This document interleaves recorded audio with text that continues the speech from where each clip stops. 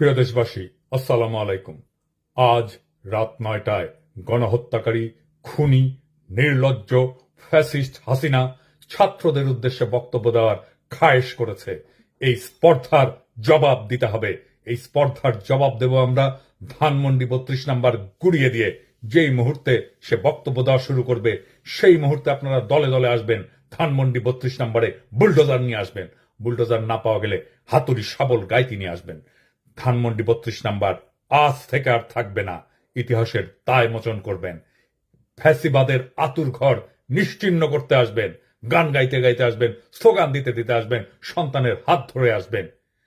মুখে হাসি আর বুকে প্রতিরোধের আগুন নিয়ে আসবেন।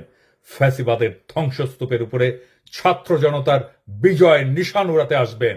আজ রাত ৯টায় সেই ইতিহাস রচিত হোক। আবু সাইদ, মুগ্ধরাও আসবে আপনাদের দেখানো পথে। আসেন, অসমাপ্ত কাজ আজ আমরা সম্পাদন করি, ইতিহাসের দায় মোচন করি। ধানমন্ডি ৩২ নাম্বার থাকবে না। ছাত্র জনতা ঐক্য জিন্দাবাদ, ইনকিলাব জিন্দাবাদ।